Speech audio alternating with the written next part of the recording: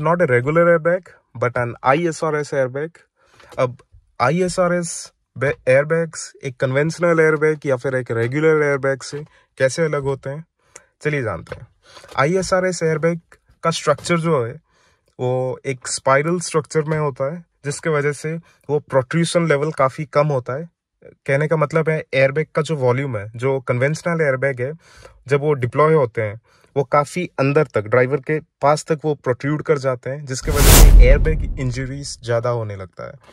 Eight the same time when we speak about ISRS airbag, उसका protrusion level कम होता है, वो काफ़ी अंदर नहीं आते हैं, काफ़ी क्लोज नहीं आते ड्राइवर के।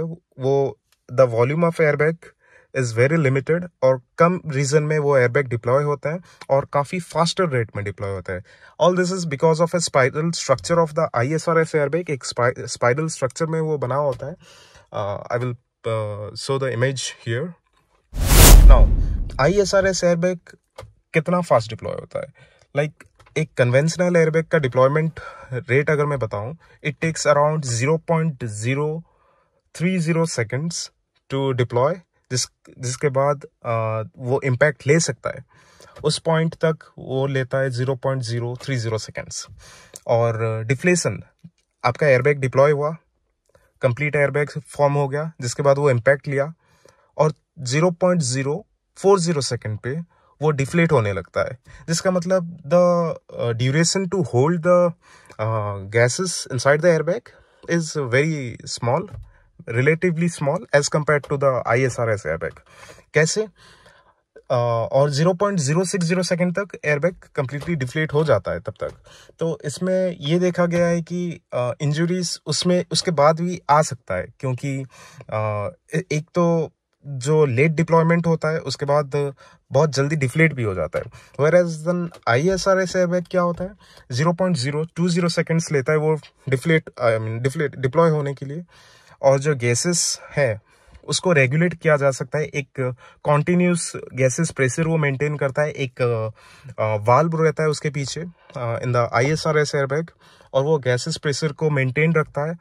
तो इसका डिप्लॉयमेंट होता है अराउंड 0.020 सेकेंड पे वो कम्प्लीटली डिप्लॉय हो जाता है and ready to take the impact. और 0.060 सेकेंड तक वो होल्ड करता है गैसेस और कांस्टेंट गैसेस प्रेशर को मेंटेन करता है। उसके बाद वो गैसेस रिलीज होता है। तो एक एक gases valve, gases regulator valve रहता है उसमें, जो गैसेस को इजीली लीक आउट करने नहीं देता है। सो ये होंडा का 2008 में वर्ल्ड में फर्स्ट है होंडा, जो 2008 में ISRS एयरबैग का टेक्नोलॉजी लाए। They are pioneers in this field. और प्रोबेबली अभी शायद हर गाड़ी में आता है या नहीं, I am not sure about that, but this is what the nuances between a conventional airbag and ISRS airbag. Now airbag deploy होने का कुछ स्टेप्स होते हैं। Like there are sensors, as we know there are sensors in vehicle to sense the deceleration और कितना जल्दी the vehicle comes to a stop.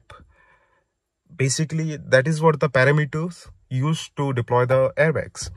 Now आगे आपका क्रैश सेंसर्स लगे हुए रहते हैं, there is no doubt, but crash sensors वो डिसेलरेशन का जो डिसेलरेशन रेट को वो मैप करने के बाद there are very few steps.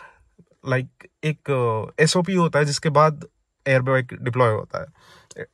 So the first and the foremost thing, हर क्रैश में एयरबैग डिप्लॉय नहीं होता है। अगर the crash sensor determines the speed is below the threshold to deploy the airbag, तो एयरबैग डिप्लॉय नहीं होगा। सबसे पहले आता है, हम इसलिए कहते हैं कि आप हर जगह देखो सीट बेल्ट पहनने के लिए कंपलसरी किया जाता है। और आजकल के व्हीकल्स में भी आप देखते हो लोड लिमिटर्स रहते हैं, सीट बेल्ट वार्निंग्स रहते हैं। वो इसलिए होता है क्योंकि सीट बेल्ट्स में there is a thing called pre limiter, pre tensioner in the seat belt. Now ये क्या करते हैं, when the cross sensor detects the first parameter जो है वो आपका सीट बेल्ट का है। तो जैसे ही सीट बेल्ट का थ्रेशोल्ड क्रॉस होता है, let's suppose this is the threshold for seat belt and this is the threshold for your airbag deployment, right.